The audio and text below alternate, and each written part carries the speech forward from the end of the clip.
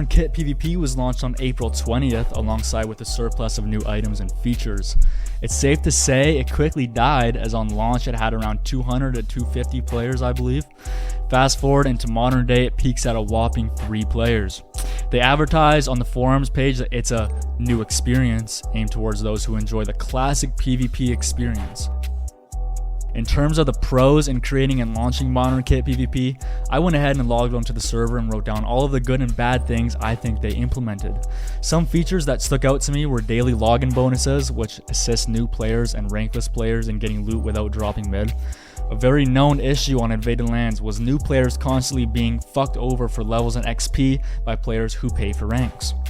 This new feature at least helps me get a little boost. While we're on the topic of new players though, a desperately needed /warp tutorial was finally added. This helps the new players learn and understand how the game works, helps them learn different commands and what to do in order to advance in the server. In the previous kit though, there was a lack of knowing how commands work and how to progress in the game, so kudos to the staff team for finally adding this. Some small features that were cool were the new spaces, which are just rebranded PWs. These spaces though now could be upgraded to change the biome and make the space bigger so more PvP could take place. They also added cosmetics, more events, and a map that looks decently playable.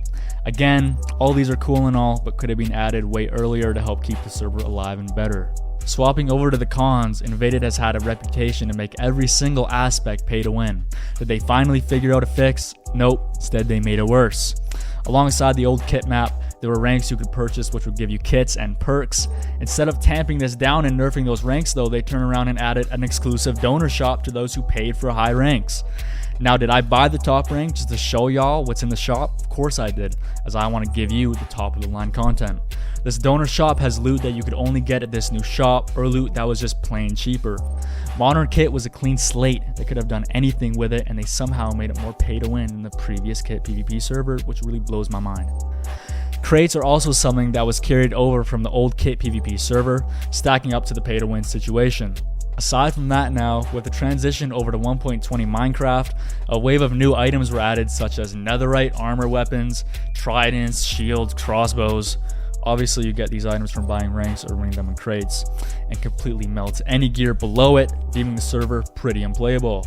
This also means that you have full netherite prop 4 kids running around abusing the living shit out of all the irons. Some other side cons I noted are that prestige kits are still a thing, making high ranked players farm lower ranked players for XP, or the fact that every non-donor kit remained the same as old Kitpvp. To wrap things up and add a little cherry on top, every single staff member is somehow MIA. I haven't seen a singular staff member since 2023, which means players could log on and say anything, do anything, without being punished for it. I don't blame them though. I'd also go missing if I was staff for this server, but that's just my opinion, so you can't cancel me on that.